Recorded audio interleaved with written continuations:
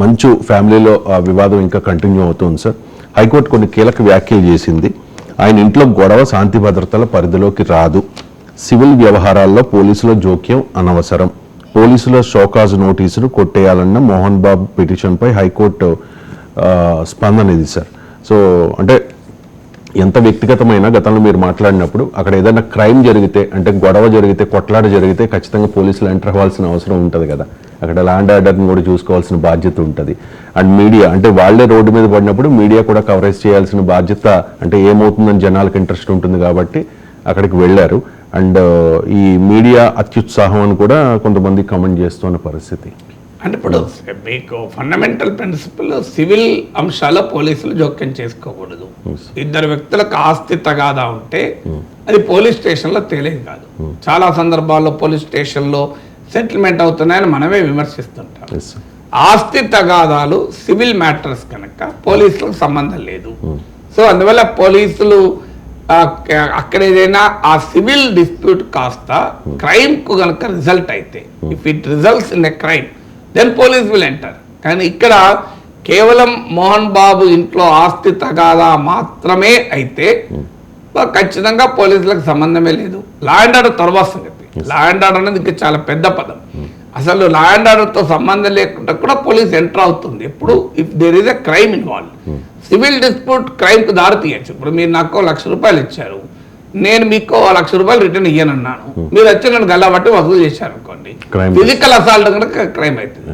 Dispute civil, మీరు నాకు ₹1,00,000 ఇచ్చారు, నేను మీకు ఇస్తలేను, అది that is a civil dispute. మీరు నా పైన పోలీస్ స్టేషన్లో మీరు కేసు పెడితే తప్ప అది కూడా నన్ను చీటింగ్ చేశారని, క్రైమ్ కూడా చీటింగ్ కూడా క్రైమ్ కనుక మీరు ఎస్టాబ్లిష్ చేస్తే అప్పుడు అవుతుంది. కానీ ఫిజికల్ అసాల్ట్ చేశారనుకోండి డెఫినెట్గా క్రైమ్, డైరెక్ట్ క్రైమ్.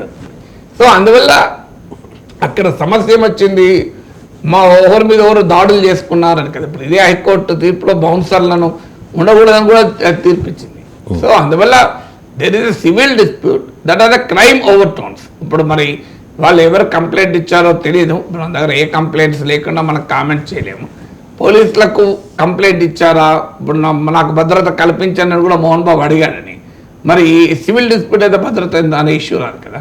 భద్రత సివిల్ డిస్ప్యూట్స్ కాదు, భద్రత క్రైమ్ ఉంటేనే భద్రత కదా. మరి మోహన్ బాబు ఎందుకు భద్రత అడిగాడు, ఈవెన్ మంచి మనోజ్ కూడా పోలీస్ స్టేషన్లో వెళ్ళాడని ఇవన్నీ అంటున్నారు. సో అందువల్ల బేసిక్ ప్రిన్సిపల్ ఏంటి, ఇఫ్ ఇట్ ఈస్ ఆస్తి వివాదమే అయితే అది పోలీసులకు సంబంధమే లేదు, పోలీస్ వ్యవహారము కాదు, ఈవెన్ మీడియా వ్యవహారం కూడా కాదు, అన్లెస్ అది కోర్టులో ప్రొసీడింగ్స్ అయితే తప్ప. కోర్టులో ప్రొసీడింగ్స్ ఉన్నప్పుడు మీడియా కవర్ చేసుకోవచ్చు, అభ్యంతరం ఏముంటుంది. ఎందుకంటే కోర్టు ఇది ఓపెన్ కోర్టు, సీక్రెట్ కాదు. అన్లెస్ ఇన్ కెమెరా విచారణ అంటారు, అంటే సీక్రెట్, అది ఓన్లీ విత్ ఇన్ 4 walls విచారణ జరుగుతాయి. సాధారణంగా ఆ కోర్టులు ఇప్పుడు ఇవాళ రేపైతే లైవ్ టెలికాస్ట్లు ఇస్తున్నారు. సో అందువల్ల ఇప్పుడు ఆస్తి తగాదా కోర్టుకి వెళితే కోర్టు ప్రొసీడింగ్స్ ఖచ్చితంగా మీడియా కవర్ చేయొచ్చు, because it is news. Mohan Babu మా సినిమా కుటుంబంలో సినిమా సెలబ్రిటీ ఇంట్లో ఆస్తి తగాదా వార్త అవుతుంది కదా, విడాకులే వార్తలు అవుతున్నాయి కదా. సో అందువల్ల పెళ్ళిళ్ళు వార్త అవుతున్నాయి, ఎంగేజ్మెంట్ వార్త అవుతున్నాయి కదా. సో అందువల్ల వార్త రాయకూడదని ఎవరు అనడం లేదు, కానీ ఎగ్జాగరేటెడ్ అకౌంట్స్ రాయడము అనేదే ఛాలెంజింగ్ అవుతుంది. వాళ్ళ పర్సనల్ ప్రైవసీని పట్టించుకోకుండా ఇష్టం వచ్చినట్టు కథలు అల్లడం అనేది మంచిది కాదు. Has it happens you media cover చేస్తుంది కూడా. అందువల్ల సివిల్ డిస్ప్యూట్లో క్రైమ్ యాంగిల్ ఉంటే తప్ప పోలీస్ ఎంటర్ కాకూడదని నిజం. క్రైమ్ యాంగిల్ లేకపోతే పోలీసుకు సంబంధమే లేదు కదా, వాళ్ళు చూసుకుంటారు మధ్యలో, మనకు వేరే వాడికి సంబంధం ఏమీ లేదు అది. సార్ అంటే ఇప్పుడు ఎలా టర్న్ అయిందంటే సార్, నిన్న మనోజ్ కూడా మాట్లాడారు, మోహన్ బాబు విషయంలో కాస్త సాఫ్ట్ కార్నర్తోనే మాట్లాడినట్టుగా నాకు అనిపించింది ఆయన మాట్లాడిన దాని ప్రకారం. అండ్ మా నాన్న చాలా మంచివారు, కానీ ఆవేశంలో మీడియా మీద దాడి చేసి ఉండవచ్చు, మీడియాకు మా ఫాదర్ తరపున నేను క్షమాపణ చెప్తూ ఉన్నాను అని కూడా మనోజ్ చెప్పారు సార్. మనోజ్ వెసెస్ మోహన్ బాబు ఇష్యూ ఇప్పుడు ఎలా అయిపోయిందంటే మీడియా వెసెస్ మోహన్ బాబు అయిపోయింది సార్. ఆల్రెడీ హత్యాయత్నం కేసు కూడా నమోదైంది పహాడీ షరీఫ్ పోలీస్ స్టేషన్లో మోహన్ బాబు మీద.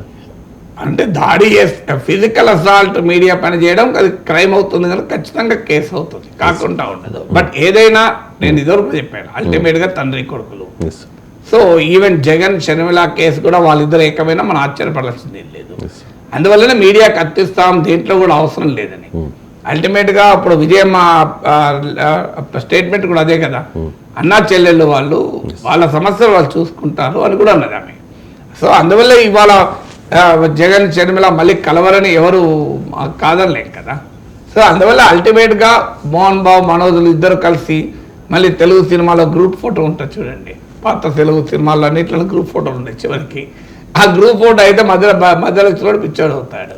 ఎవడు భార్యాభర్తల కొట్లాటల్లో పక్కింటోళ్ళు వచ్చి పిల్ల పెడితే ఏం జరుగుతుంది, ఇద్దరు కలిసి వాళ్ళు వాయించి పడతారు. నీకెందుకు మనకి. అందువల్ల భార్యాభర్తలు కొట్లాడుకున్నప్పుడు అక్కడ ఉన్నవాడు ఎవడు ఇన్వాల్వ్ కావద్దు, వెళ్ళిపోవచ్చు. తర్వాత వాళ్ళే అడ్జస్ట్ అవుతారు, సెటిల్ అవుతారు అది.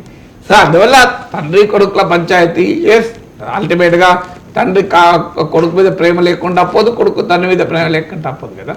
సో డిస్ప్యూట్స్ ఆస్తిత కాదు, అందులో బేసిక్ ప్రిన్సిపల్ ఒకటే, క్రైమ్ ఇన్వాల్వ్ అయి ఉంటే తప్ప పబ్లిక్ ఇంట్రెస్ట్ లేదు. ఎందుకంటే క్రైమ్ను ఆపడం అనేది. సివిల్ డిస్ప్యూట్స్ పబ్లిక్ ఇంట్రెస్ట్ కాదు. సివిల్ డిస్ప్యూట్స్ ఏంటి, వ్యక్తిగత విభేదాలు అవన్నీ. అయితే సెలబ్రిటీ ఇంట్లో జరిగింది కనుక వాళ్ళు కోర్టులో కేసు వేస్తే అప్పుడు ఎస్, ఇట్స్ డెఫినెట్గా కోర్టులో కేసు కనుక అది పబ్లిక్ ఇష్యూ అయిపోతుంది. సో అందువల్ల ఇది వెరీ సెన్సిటివ్. మా పాయింట్ ఏంటి, ఉన్నది ఉన్నట్టుగా రాస్తే ఇబ్బంది ఏం లేదు, లేనిది ఉన్నట్టుగా రాస్తేనే సమస్య.